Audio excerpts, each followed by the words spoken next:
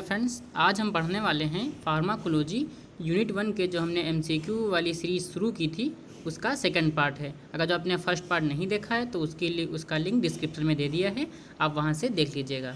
और इसका पीडीएफ भी आपको डिस्क्रिप्शन में उसकी लिंक मिल जाएगी, वहाँ से आप डाउनलोड कर सकते हैं। तो चलिए आइए आगे की सेकेंड पार्ट जो है ये शुरू करते हैं। तो इसका हमारा पहला क्वेश्चन है, bio availability differences among oral formulation of a drug are most likely to occur if the drug।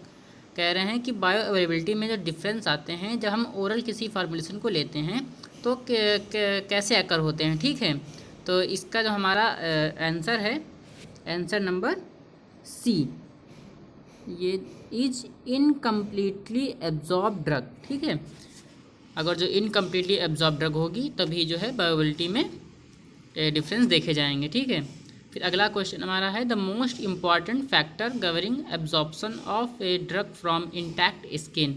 इसका भी हमारा आंसर जो है वो है C, lipid solubility of the drug. ठीक है, नंबर 12 पे आ रहा है, if the total amount of a drug present in the body at a given moment is 2 gram and its plasma concentration is 25 microgram per ml, its volume of distribution is. अब इसमें ये दिया गया है कि हमको बॉडी में जो हमने ड्रग है वो हमको दे दी गई है। ठीक है, वो कितने ग्राम है जो दी जा रही है, और प्लाज्मा कंसनट्रेशन दे दिया गया है 25 माइक्रोग्राम पर ml। ठीक है, तो हमको डिस्ट्रीब्यूशन देखना है। तो हम लोगों ने जब देखा था कि डिस्ट्रीब्यूशन का फार्मूला क्या होता है। ठीक है, तो फार्मूला होता है कि जो हमने बॉडी में ड्रग लिया है, ठीक है, दिया गया है वो, ठीक है, अपॉन प्लाज्मा कंसंट्रेशन। ठीक है, इससे निकल आता है। तो इसके साथ हम इसका आंसर हमारा है डी, ये होता है 80 लीटर। ठीक है, the following attribute of a drug tends to reduce its volume of distribution. इसका भी आंसर हमारा होता है high plasma protein binding, answer number C, ये वाला सी। ठीक है, mark redistribution is a feature of इस, ये जो हमारा मार्क रीडिस्ट्रीब्यूशन होता है उसका फीचर क्या होता है। ठीक है, तो 14 का हमारा होता है A, highly lipid soluble drug. ये रहा हमारा A, highly lipid soluble drugs. Question number 15, A non-volatile, highly lipid soluble drug is metabolized at a rate of 15 per hour on intravenous injection. It produces general anesthesia for 10 minutes. Which process is responsible for termination of its action? ठीक है, तो इसमें हमारा आता है redistribution. इसमें जब redistribution होगा तो ये दिखाएगा, मतलब कि हमारा इसका आंसर है डी। फिर आगे का देखते हैं, number 16, the blood brain barrier जो हम देखते हैं ये बहुत ही इंपॉर्टेंट होता है हमारा ब्लड ब्रेन बैरियर। जब हम कोई ड्रग लेते हैं, ठीक है, तो जब वो ड्रग ब्लड से ब्रेन के अंदर जाती है तो जो ड्रग को रोकते हैं, मतलब कि जो उसको डिस्ट्रीब्यूशन में जो बीच में आ जाते हैं उन्हें बोलते हैं ब्लड ब्रेन बैरियर। ठीक है, जो ब्लड और ब्रेन के बीच में जो बैरियर्स होते हैं उन्हें बोलते हैं blood brain barrier. which restrict entry of many drugs into brain is contribute by। ठीक है, अब इसमें हमको देखना है वो कौन सा, इसका आंसर है डी, ऑल ऑफ एबव, क्योंकि उसमें जो होता है कि P glycoprotein influx carrier in brain capillary, ये भी होता है। Tight junctions between endothelial cell of brain capillary, ये भी होता है। ठीक है, और enzymes present in brain capillary walls, ये भी होता है। मतलब किसमें हमारा होता है डी, ऑल ऑफ एबव। ठीक है, ये हमारा होगा ये, इसमें से ये सारे होते हैं।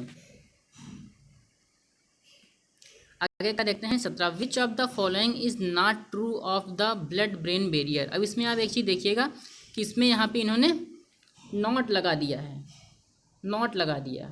ये आप ज़रूर देखिएगा जब कोई भी आप एमसीक्यू दीजिएगा तो ये अगर जो किसी में नॉट लगा है, एक्सेप्ट लगा है, ठीक है, तो वो उसे आप ध्यान में रखिए तब आंसर दीजिएगा। ठीक है, तो इसमें हमारा आंसर नंबर है डी, ये वाला हमारा आंसर नंबर है। It regulates passage of substance from brain into blood. ठीक है, मतलब कि जो हमारा ब्लड ब्रेन बैरियर होते हैं वो रेगुलेट नहीं करते हैं सब्सटेंस को, वो भी ब्रेन से इनटू ब्लड में वो नहीं करते हैं। ठीक है, ठीक है, मतलब कि ये नहीं दिखाता ब्लड ब्रेन बैरियर। ओके, अब हमारा आगे आता है 18 वीकली एसिडिक ड्रग्स। मतलब जो वीकली एसिडिक ड्रग्स होती हैं वो क्या होती हैं। ठीक है, तो इसमें दिया गया है आर एक्सक्रीटेड फास्टर इन एल्कनाइन यूरिन। मीन्स जो हमारी एल्कली एसिडिक ड्रग्स होती हैं वो एक्सक्रीटेड होती हैं कहाँ से, एल्कलाइन यूरिन से। ठीक है, बहुत ही जल्दी फास्टर एक्सक्रीटेड होती हैं। तो हमारा आंसर है बी। फिर answer number 19 high plasma protein binding. High plasma protein binding जो होती है वो इसमें क्या कौन सा है उसके लिए सही है। तो generally makes the drug long acting. Means जो हमारा हाईली प्लाज्मा प्रोटीन बाइंडिंग होगा है, ठीक है, वो क्या करता है, जनरली मैक्स करता है, ड्रग लॉन्ग एक्टिंग करता है। ठीक है, तो इसमें हमारा होगा डी, डी वाला हमारा इसमें राइट आंसर है। 20 the plasma protein bound fraction of a drug. ठीक है, तो इसमें भी हमारा होता है D, is not available for metabolism unless actively extracted by the liver. ये हमारा डी वाला होगा, इसमें डी वाला इसका आंसर होगा। ठीक है, फिर 21 आता है कि biotransformation of drug is primarily directed to. ठीक है, 21 में है C, convert lipid soluble drugs into non lipid soluble metabolites. ठीक है, हमारा सी वाला इसमें राइट आंसर है, ये वाला इसका राइट आंसर है।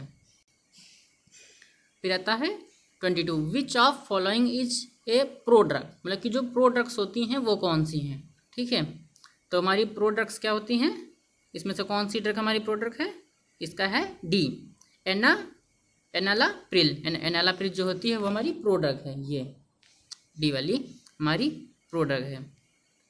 फिर आता है ए प्रो ड्रग इज, अब कह रहे हैं कि प्रो ड्रग होती क्या है। ठीक है, तो इसमें होता है C, an inactive drug that is transformed into body to an active metabolite. ठीक है, हमारा सी वाला है, मतलब कि ऐसी इनएक्टिव ड्रग जो कि ट्रांसफॉर्म्ड इन द बॉडी, ठीक है, टू एन एक्टिव मेटाबोलाइट, मतलब कि मेटाबोलाइट को एक्टिव करने के लिए ट्रांसफॉर्म होती है। ठीक है, 24 पे है which of the following cytochrome P450 isoenzymes is involve in the metabolism of largest number of drug in human beings and has been implicated in some dangerous drugs interactions. Means इसमें से कौन सा cytoplasm protein है। ठीक है, cytoplasm है जो कि उसमें करता है, ड्रग इंट्रैक्शन करता है। ठीक है, डेंजरस ड्रग इंट्रैक्शन दिखाता है, तो वो है 24, इसमें है ए। ठीक है, ये ए वाला, ये वाला साइटो, ये वाला CYP3A4। ठीक है, अगर जो इससे रिलेटेड कोई क्वेश्चन आता है, ठीक है, तो लगभग अगर जो CYP3A वाले जो होते हैं लगभग ऐसे ही यही वाला जो हो सब बहुत ज़्यादा में यही होता है। ठीक है, जितने भी क्वेश्चन होते हैं हमने देखा 80%, 70 to 80% चांस है कि यही वाला आंसर होता है। ठीक है, तो ये वाला ध्यान कर लीजिएगा, ये ट्रिक है आपकी।